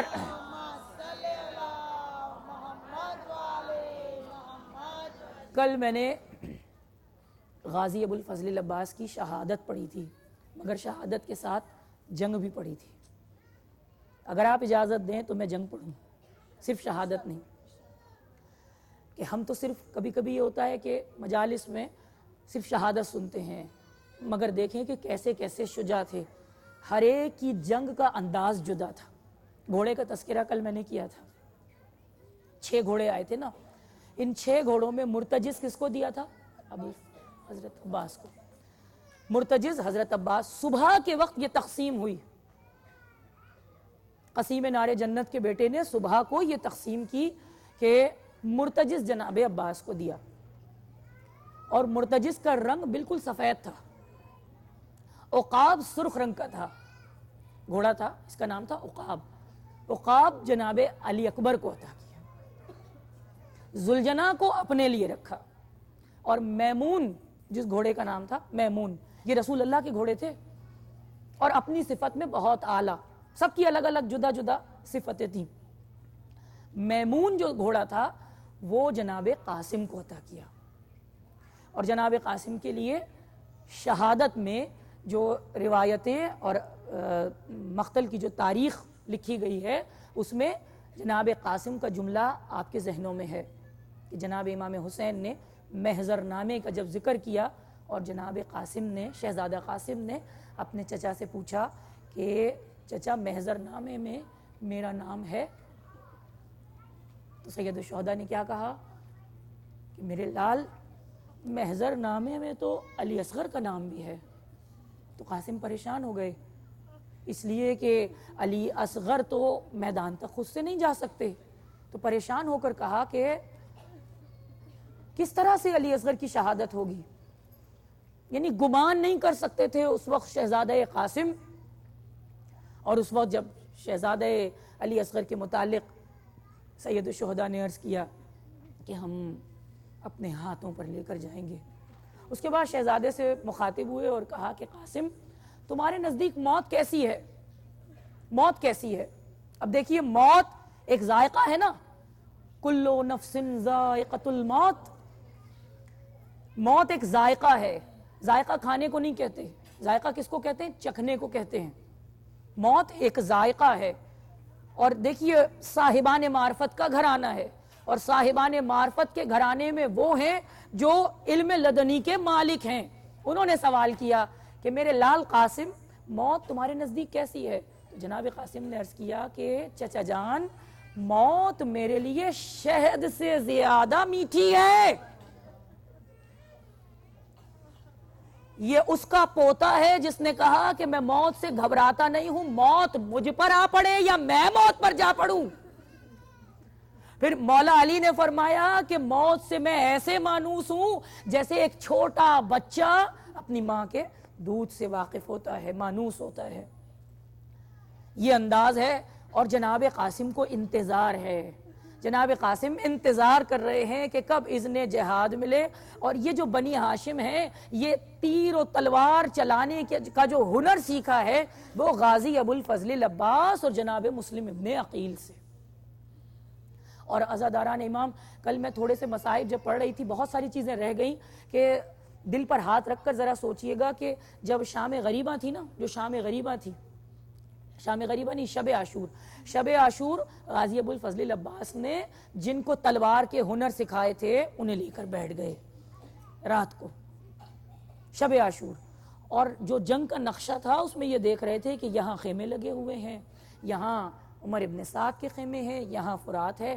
علی اکبر سے کہتے علی اکبر تمہیں ادھر سے حملہ کرنا ہے، قاسم تمہیں ادھر سے حملہ کرنا ہے، قلب لشکر کو میں دیکھوں گا، میسرہ کو قاسم تمہیں دیکھنا ہے، میمنہ کو علی اکبر تمہیں دیکھنا ہے، اون و محمد تمہیں اس طرح سے قبضہ کرنا ہے۔ اور جس طرح سے بنی ہاشم کو ترغیب دے سکتے تھے جو جنگ کے ہنر صفین میں دیکھے تھے ابو الفضل العباس نے، جناب ابو الفضل العباس ایسے سب کو تیار کر رہے تھے جنگ ایسے ہوگی، مگر صبح تو منظر ہی کچھ اور ہے، عباس کی تو آس ٹوٹ ہی گئی۔ اور عزاداران امام، جناب قاسم بار بار آتے ہیں، امام حسین سے اذن طلب کرتے ہیں، شہادت آپ کی سنی ہوئی ہے، واقعات آپ کے ہر سال کے سنے ہوئے ہیں، مگر کیونکہ روایتوں کو بیان کرنا ضروری سمجھا جاتا ہے ان دنوں میں، لہٰذا ہم یہ عرض کریں گے کہ آپ کو معلوم ہے کہ تعویذ بندھا ہوا تھا، اور جناب قاسم نے اس تعویذ کو کھولا اور جناب امام حسین علیہ السلام کے پاس پہنچے، اور پھر اس کے بعد اجازت مل گئی۔ اب وہ میدان ہے جس میدان میں قاسم کی لاش کے ٹکڑے ہوں گے، جیسے یہ پھول پڑے ہیں نا۔ عزاداران امام، اور شاعر کا مجھے شعر یاد آ رہا ہے کہ ہم نے کانٹوں کو بھی نرمی سے چھوا ہے اکثر، لوگ بے درد ہیں پھولوں کو مسل دیتے ہیں۔ یہ پھول تھے تسبیح فاطمہ کے جو دانے بکھر گئے، ایسے ہی تھوڑی کہا ہے یہ مصرع۔ عزاداران امام، یہ تسبیح تھی، قاسم کی لاش کے ٹکڑے بکھرے تھے۔ عزادارو جب میدان میں گئے تو آپ کو معلوم ہے کہ قاسم کا جو سن ہے وہ 13 یا 14 برس ہے. 13-14 برس کا بچہ, اور امام حسین نے تیار ایسے کیا ہے کہ سر پر جو امامہ باندھا ہے نا قاسم کے, آدھا امامہ تو سر پر باندھا اور آدھا سینے پر ایسے لٹکایا جیسے کفن لٹکا دیتے ہیں.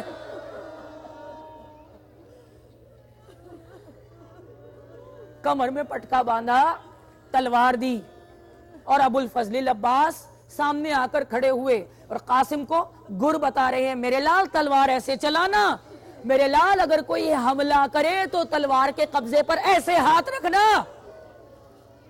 کیونکہ عباس دیکھ رہے ہیں کہ ملون کوئی پتھر مارتا ہے, کوئی تیر مارتا ہے. عباس کی نظر چاروں طرف ہے. کچھ خاص گر تھے جو جناب قاسم کو بتائے, اور امام حسین نے میمون گھوڑے پر جناب قاسم کو سوار کروایا. اب اس سے پہلے میں آپ کے سامنے ایک بات عرض کر دوں, آپ کو سمجھا دوں, جو جانتے ہیں ان کے لیے نہیں, جو نہیں جانتے ان کو بتا دوں. کاوا گھوڑے کا ایک ہنر ہے, اس کو کہتے ہیں کاوا. کاوا کیا ہوتا ہے کہ جب گھوڑے کو صبح لے کر جاتے ہیں, جو چکر لگاتا ہے, گول گول گھومتا ہے گھوڑا, اس کو کہتے ہیں کاوا, اور اسے کہتے ہیں کاوا کاٹنا. اب جب ہم مصائب میں پڑھیں تو آپ کو سمجھ میں آ جائے کہ کاوا کس کو کہتے ہیں. کاوے کا مطلب یہ کہ سیدھا گھوڑا جا رہا ہے مگر اس کے بعد وہ گول گول چکر لگانے لگے, اسے کہتے ہیں کاوا کاٹنا. پورا ایک چکر مکمل کرتا ہے گھوڑا. تو میمون پر جناب قاسم کو سوار کر دیا. شہزادہ گھوڑے پر سوار ہو گیا, اور جب گھوڑے پر سوار ہوا تو ایسا لگتا تھا کہ کربلا کے میدان میں روشنی ہو گئی. ایسا لگتا تھا کہ پھولوں کا ایک گلدستہ ہے, ایک انبار ہے جو چمکتی ہوئی تلوار لے کر میدان میں آ رہا ہے. گھوڑے کو ایڑ لگائی قاسم نے اور میدان میں آئے. اب جب میدان میں آئے تو عجیب منظر ہے. جناب قاسم نے تلوار کو چلایا, پہلا حملہ. جب پہلا حملہ کیا, جب تلوار کو چلایا تو عزاداران امام لوگ الامان الحفیظ کہہ کر پیچھے ہٹنے لگے. بنی ہاشم کی جنگ کوئی معمولی جنگ نہیں ہے, تھوڑی سی دیر میں شہادت نہیں ہوئی ہے.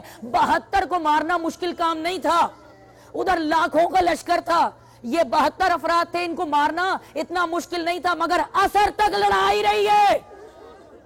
تو اثر تک آپ اندازہ لگائیے کہ جنگ کیسے ہو رہی تھی, کون کیسے لڑ رہا تھا.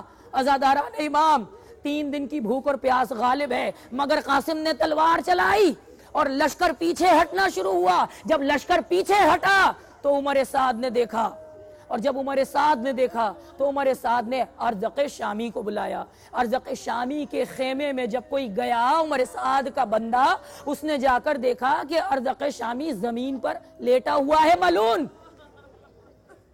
کہا عمر سعد بلا رہا ہے. کہا کیوں, کیا عباس آ گئے؟ کہا نہیں, عباس نہیں آئے ہیں, عباس نہیں آئے ہیں, حسن کا بیٹا قاسم آیا ہے. 14 برس کا سن ہے. غصہ آ گیا, پہلوان تھا, بہت بڑا پہلوان تھا, غصہ آ گیا. کہا 14 سال کے بچے کے لیے عمر سعد نے مجھے بلایا ہے. اتنے میں عمر سعد خود داخل ہوا خیمے میں. کہا تیار ہو جاؤ, وہ آیا ہے. لشکر کو پلٹ دیا ہے, لشکر میں بھگدڑ مچ گئی ہے, لشکر پسپا ہو رہا ہے, اٹھو اور تیار ہو, مقابلے کے لیے جاؤ. ارزق شامی نے کہا یہ میری بہت بڑی بے عزتی ہے, میرے 4 بیٹے ہیں. ارزق کے 4 بیٹے تھے, 4 بیٹے تھے, میرے 4 بیٹے ہیں. میرا جو سب سے چھوٹا بیٹا ہے وہ 21 برس کا ہے, میں اسے قاسم کے مقابلے پر بھیجوں گا. نکلا, اس نے سر پر خود رکھا, دستانے پہنتا تھا لوہے کے, لوہے میں ڈوبا ہوا تھا. جو اس کی دستار تھی, جو اس کی زرہ تھی, لوہے میں ڈوبی ہوئی. سر پر موٹی ٹوپی, خود بہت بڑا خود, پیروں میں جوتے بھی لوہے کے, ہاتھوں میں جو دستانے تھے اس میں بھی لوہا لگا ہوا. اس نے 21 سال کے اپنے بیٹے کو تیار کیا اور کہا کہ تم جاؤ, اور خود آ کر میدان میں کھڑا ہو گیا. 21 سال کا بیٹا میدان میں آیا, 21 سال کا بیٹا میدان میں آیا.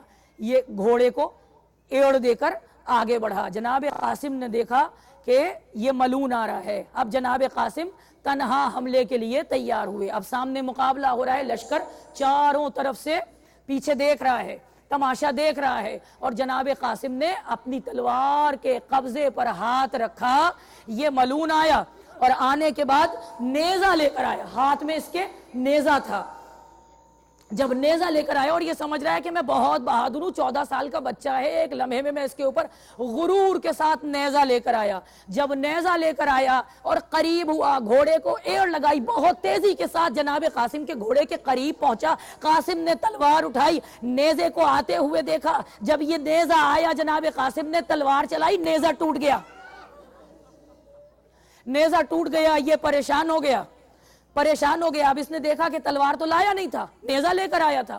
گھوڑے پر بیٹھ گیا. اب اس نے گھوڑے پر چکر لگانے شروع کیے. جناب قاسم علیہ السلام کے پاس علم ہے، علم کا پھریرا ہے. اور جناب قاسم، میں نے کہا نا کہ جس وقت جنگ ہوتی تھی تو جنگ کے پھریرے کو لپیٹ دیا جاتا تھا، لپٹا ہوا پھریرا ہے. جناب قاسم کے پاس علم کا پھریرا، اور پھریرا بھی بہت بڑا پھریرا. یہ آیا گھوڑا لے کر. اس نے جناب قاسم کے قریب آ کر گھوڑے کو ایڑ لگائی. اور جناب قاسم نے جب یہ دیکھا کہ یہ گھوڑا قریب لے کر آ رہا ہے تو جناب قاسم نے بھی اپنے گھوڑے کو کاوا دیا. جب کاوا دیا تو گھوڑا چکر کاٹنے لگا. اور یہ جو میمون تھا، اس کی صفت سنیے. اس کی صفت یہ تھی کہ یہ اپنے دونوں آگے کے جو گھٹنے تھے، جو آگے کے دونوں پیر تھے، انہیں اٹھا کر سامنے والے گھوڑے کے سر پر ٹکر مارتا تھا. اس کی یہ صفت تھی. جناب قاسم علیہ السلام کے گھوڑے کی یہ صفت تھی. جب آتے ہوئے دیکھا تو ایک مرتبہ جب کاوا دیا، وہ قریب آیا.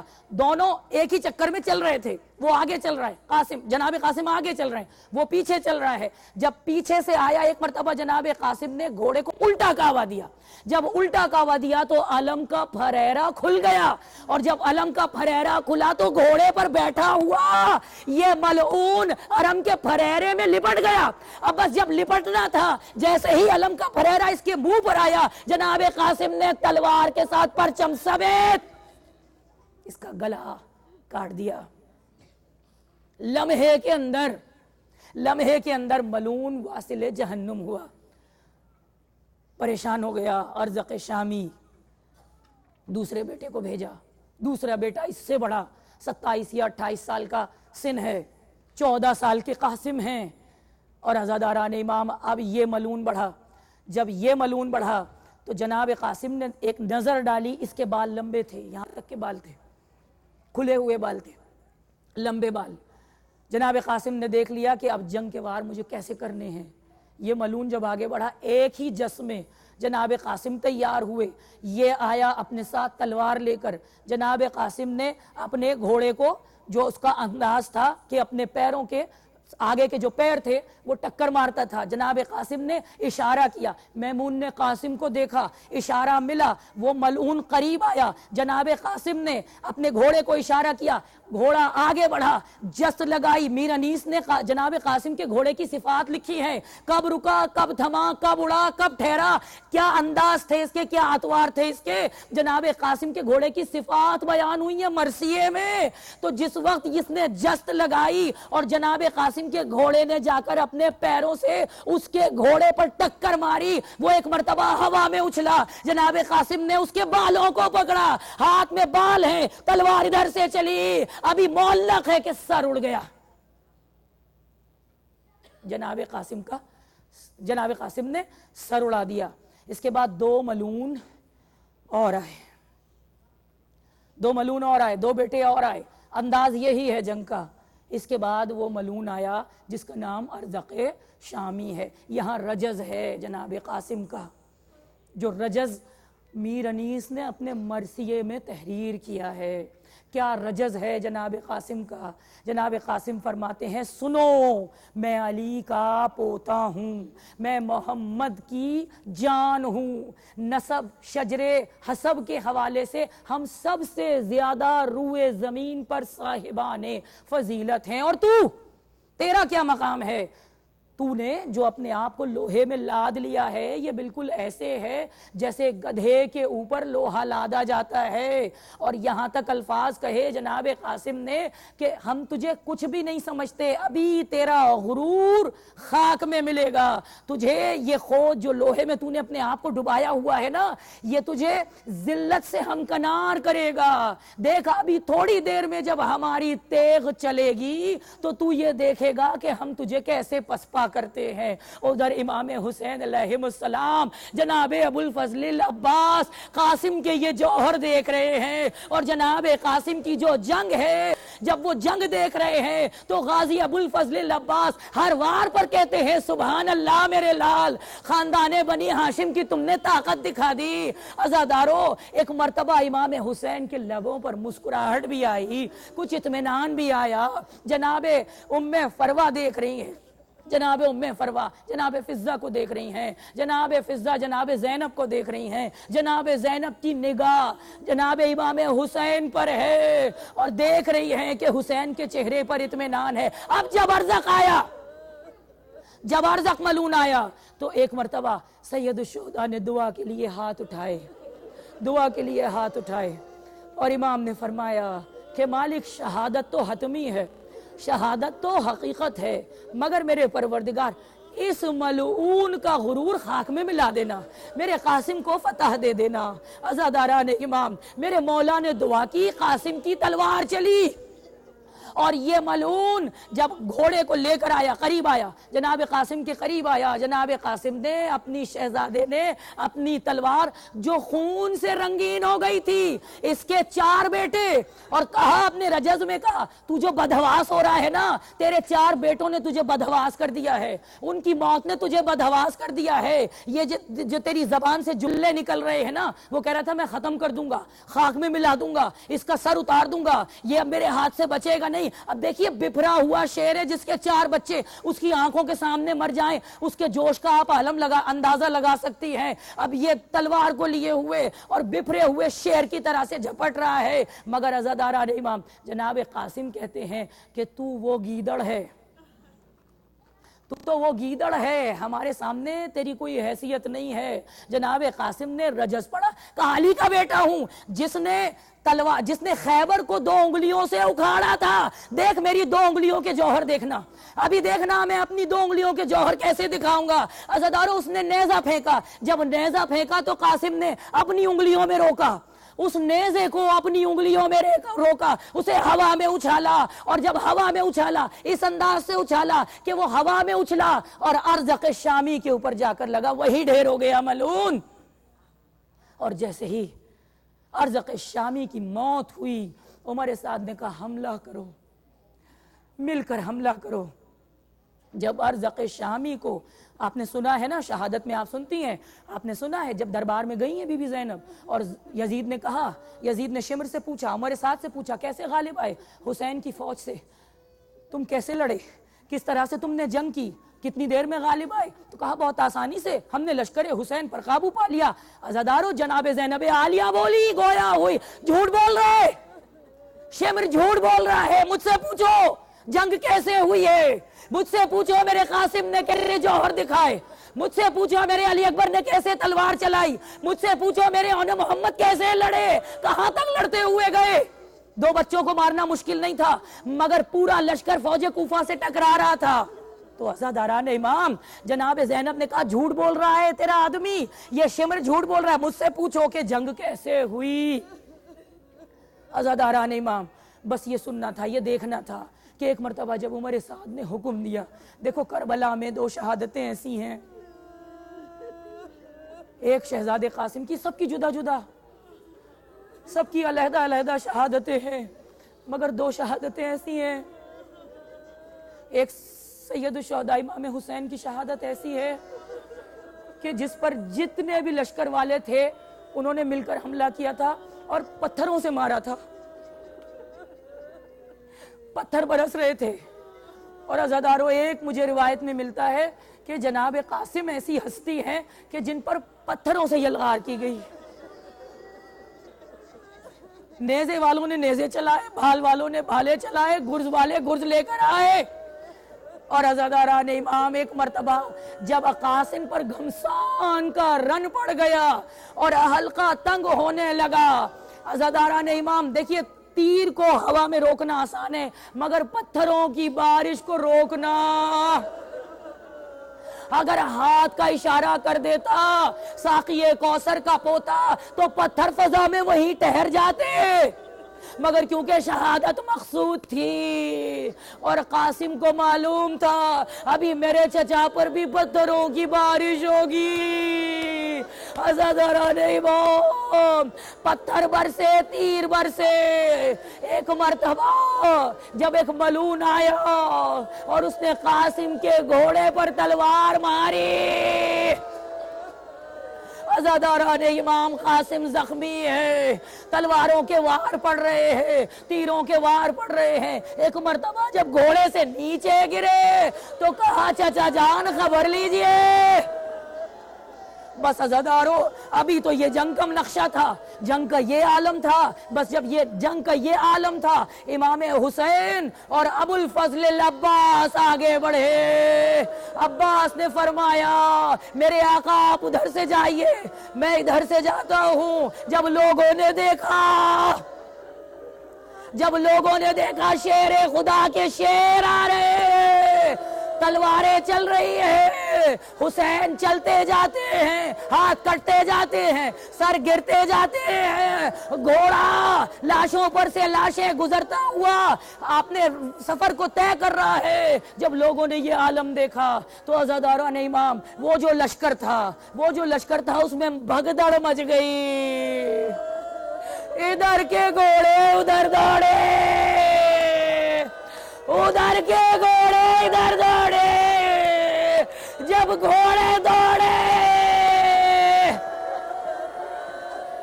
قاسم کا لاشا بوال ہو گیا۔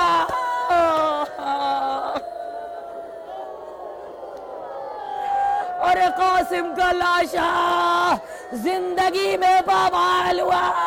کربلا کا واحد شہید ہے، زندگی باقی تھی، گھوڑے دوڑتے جاتے تھے، قاسم کہتے جاتے تھے یا علی یا علی یا علی۔ عزاداران امام قاسم کا لاشا پامال ہو گیا۔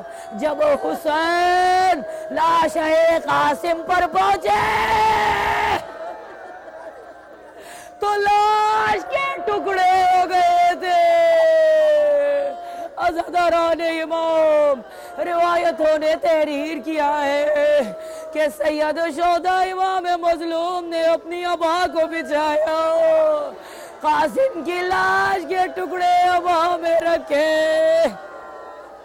ایک گٹری کی صورت بنائی، امام مظلوم نے وہ گٹری اٹھائے، سب کا لاشا سالم حالت میں خیمے میں آیا، مگر قاسم کا لاشا ٹکڑے ہو گیا۔ عزاداران امام سلام کرنا ہے نا، قاسم کی ماں کو پرسا دیجئے گا، قاسم کی ماں کو پرسا دیجئے گا، ان تمام کربلا کے جوانوں کی ماں کو پرسا دینا جنہیں ارمان تھا صحرا سے جانے کا۔ میرا مظلوم امام لاشا قاسم کو لایا، کہا فروا تیرے بیٹے کی بارات آئی ہے۔ عزادارو آئی ہے قاسم کی ماں، وہ گٹری بھی آئی ہے۔ اب ذرا تصور کرنا قاسم کی پارا شدہ لاش، عزاداران امام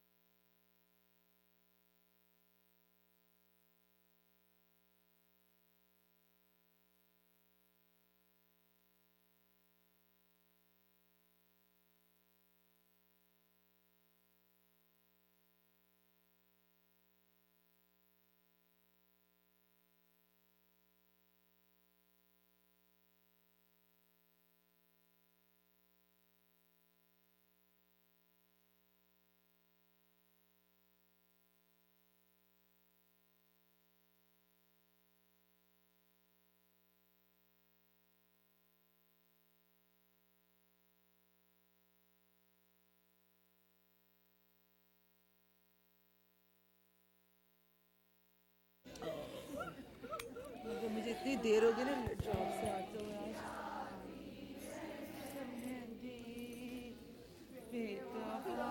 पर की रोल कर पुकारी, मेरे बच्चे की आती है मेहंदी। आमिना वहाँ पे जाना था।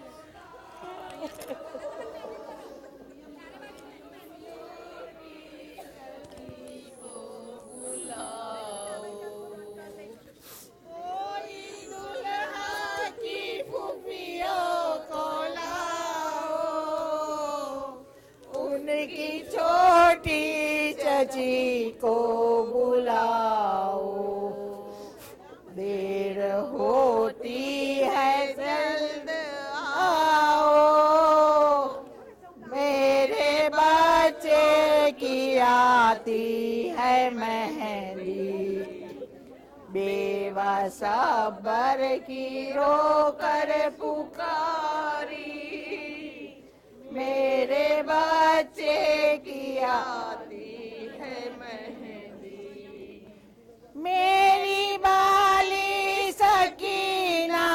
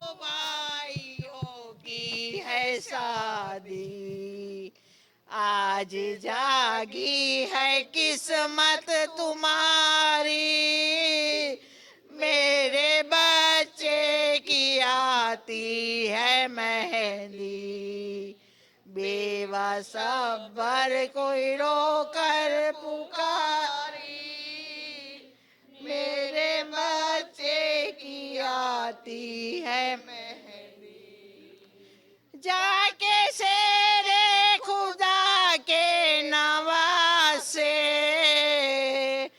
कह दो दुल्हा के छोटे चचा से, घर में शादी की रस्म है जारी, मेरे बच्चे की आती है मेहंदी, बेवा सबर की रोकर पुकारी, मेरे बच्चे की आती है मेहंदी, कोई कब्रे हसन पर ये कहना,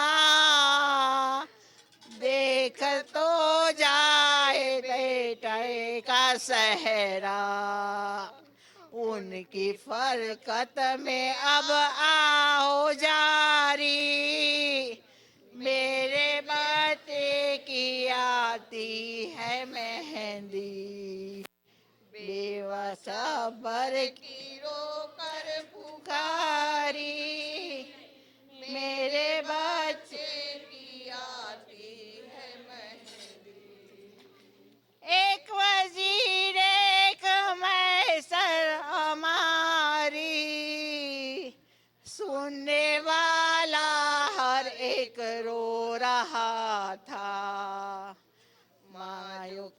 कहती थी आहो है जारी, मेरे बच्चे की आरती सबर की रोकर पुकार, मेरे बच्चे की आरती है मेहंदी। बोली जैनब से ये उम्मे फरवा, अपने कासिम को दूल्हा बना लो, ज़ैनब से ये उम्मे फरवा, अपने कासिम को दूल्हा बना लो। बोली जैनब से ये उम्मे फरवा, अपने कासिम को दूल्हा बना लो। आज पूरी हो दिल की तमन्ना, अपने कासिम को दूल्हा बना लो। बोली जैनब से ये उम्मे फरवा, अपने कासिम को दूल्हा बना लो। बीवियों मेरे बच्चे को लाओ,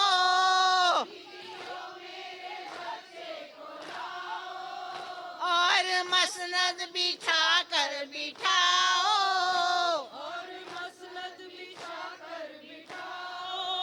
ताके पहना के शादी का जोड़ा, अपने कासिम को दूल्हा बना दो। बोली जैनब से ये उम्मे फरवा, अपने कासिम को दूल्हा बना लो। है कहाँ है नौशा की बहने,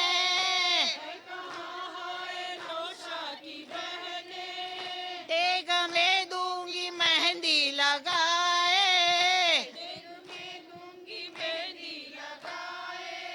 बांध कर चांद से रुख से सहरा, अपने कासिम को दूल्हा बना लो। बोली जैनब से ये उम्मे फरवा, अपने कासिम को दूल्हा बना लो। उनके बेटे की है आज शादी,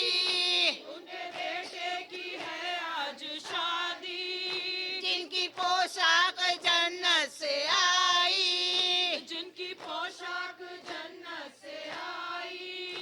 अब भी मंगवा दो रिजवा से जोड़ा, अपने कासिम को दूल्हा बना लो।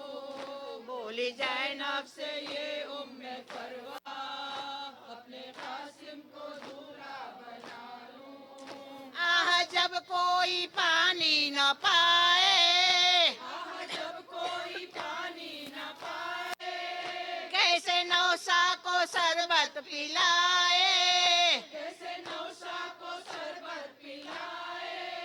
फिर भी प्यासों की है ये तमन्ना, अपने कासिम को दूल्हा बना लो। बोली जैनब से ये उम्मे फरवा, अपने कासिम को दूल्हा बना लो। जानती हूँ के रन से पलट कर,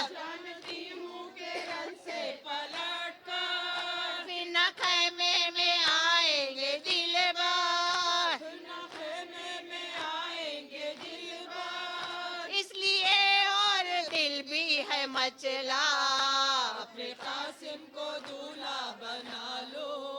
बोली जैनब से ये उम्मे फरवा, अपने कासिम को दूल्हा बना लो। खत्म कर दो रिया जब ये नौहा,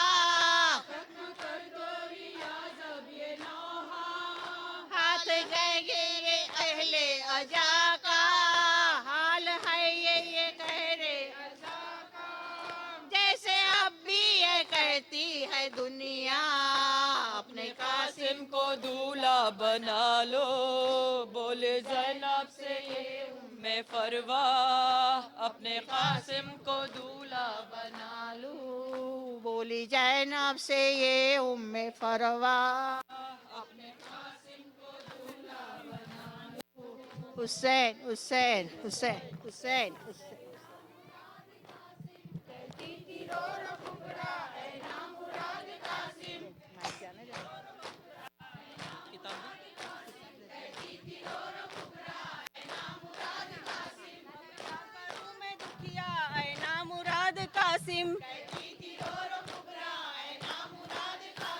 اے ہائے ہائے قاسم اے وائے وائے قاسم آدھا نے تم کو مارا اے نامراد قاسم کہتی تھی رو رو کبرا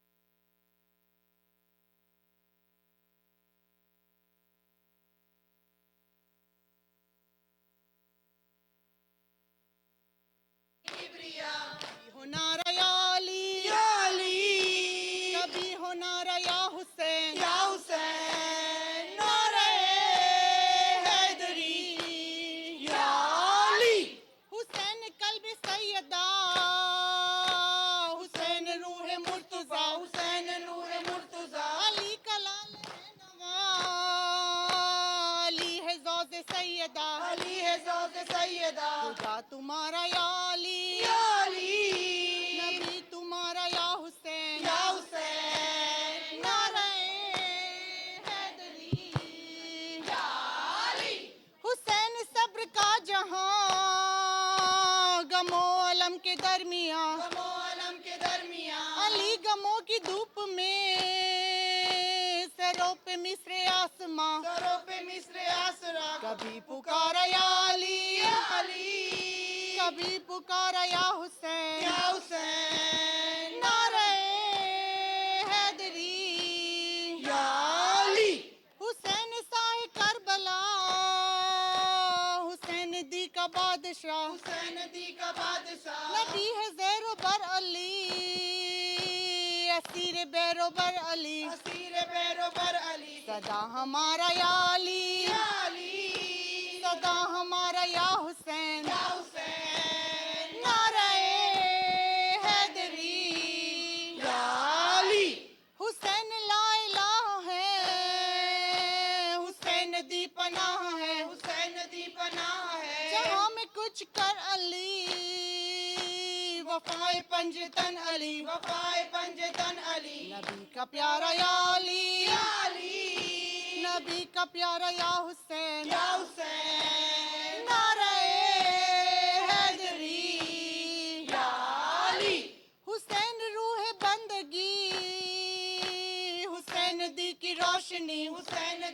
روشنی علی ہے علم و آبری، علی ہماری زندگی، علی ہماری زندگی او ایک ستارہ یا علی، یا علی او ایک ستارہ یا حسین، یا حسین نعرہ حیدری، یا علی ریحان اعظمی لکھو، حسین پر سلام ہو، حسین پر سلام ہو پڑھی کبھی جو مشکلیں، صدا علی علی کہو، صدا علی علی کہو میرا سہارا یا علی، یا علی میرا سہارا یا حسین، یا حسین نعرہ حیدری، یا علی نعرہ حیدری، یا علی حسین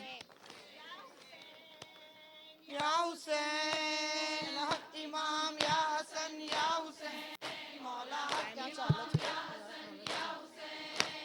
یا حسین یا حسین یا حسین یا حسین یا حسین، عابد بیمار تھا، چلنے سے لاچار تھا، اور شام کا بازار تھا، اور مصطفیٰ کی بیٹیاں، مولا حق امام یا حسن یا حسین، مولا حق امام یا حسن یا حسین یا حسین یا حسین یا حسین، پیر کی وہ لاڈلی، صابر کی وہ لاڈلی، سینے پہ جو ساکے پلی، سینے پہ جو ساکے پلی، اس کی آواز رن میں جلی، منہ پر تماچوں کے نشان، مولا حق امام یا حسن یا حسین، مولا حق امام یا حسن یا حسین یا حسین یا حسین یا حسین، شام غریبا آ گئی، شام غریبا آ گئی، عابد کو غیر پا گئی، عابد کو غیر پا گئی، پہلے پہ زینب آ گئی، عباس اور اکبر کہاں، مولا حق امام یا حسن یا حسین، مولا حق امام یا حسن یا حسین یا حسین یا حسین یا حسین یا حسین،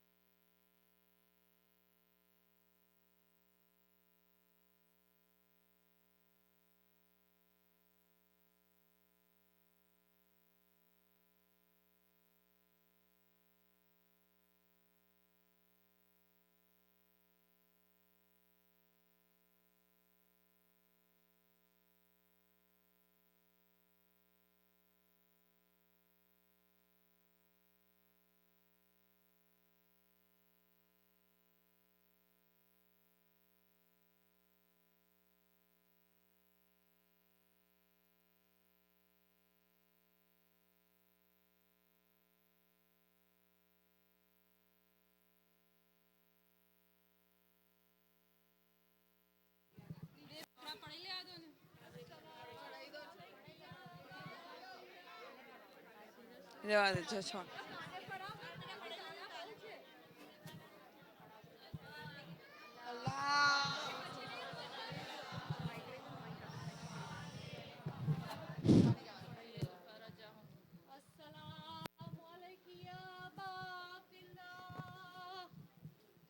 السلام علیکہ یا ابن رسول اللہ، السلام علیکہ یا ابن امیر المومنین و ابن السید الوسیر، السلام علیکہ یا ابن فاطمة الزہراء سیدۃ النساء العالمین، السلام علیکہ یا علی ابن الحسین و اولاد الحسین و اصحاب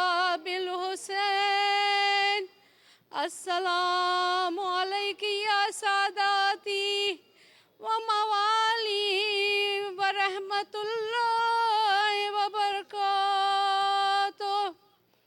السلام علیک یا مولا و ابن مولا. السلام علیک یا غریب الغربا. السلام علیک یا معین الضعفاء والفقراء. السلام علیک یا شمس الشموس. السلام علیک یا انیس النفوس. السلام علیک ایھا المدفون بعرض طوس. السلام علیک یا مغیثۃ الزوار فی یوم زجا. السلام علیکم ورحمۃ اللہ وبرکاتہ. السلام علیک یا مولانا صاحب العصر والزمان. الامان الامان الامان. السلام علیک یا خلیفۃ الرحمن. السلام علیک یا شریک القرآن. السلام علیک یا امام الانس والجان. اجل اللہ تعالی فرجک وسل اللہ مخرجک جمیع شہداء کربلا ورحمت اللہ وبرکاتہ.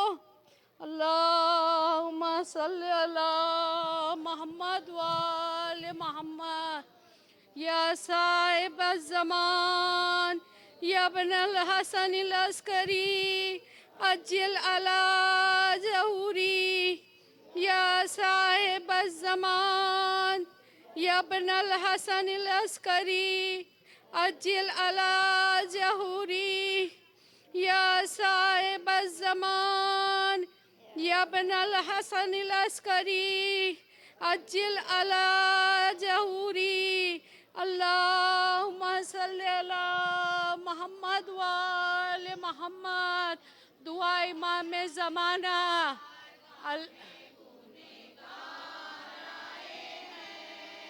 مولا کی بارگاہ میں گنہگار آئے ہیں. امیدوار برسر دربار آئے ہیں. مولا کی بارگاہ میں گنہگار آئے ہیں. قاسم کا واسطہ علی اکبر کا واسطہ.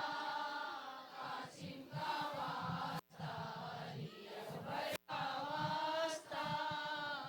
در کی خاکے ٹھوکر لاچار آئے ہیں. مولا کی بارگاہ میں گنہگار آئے ہیں.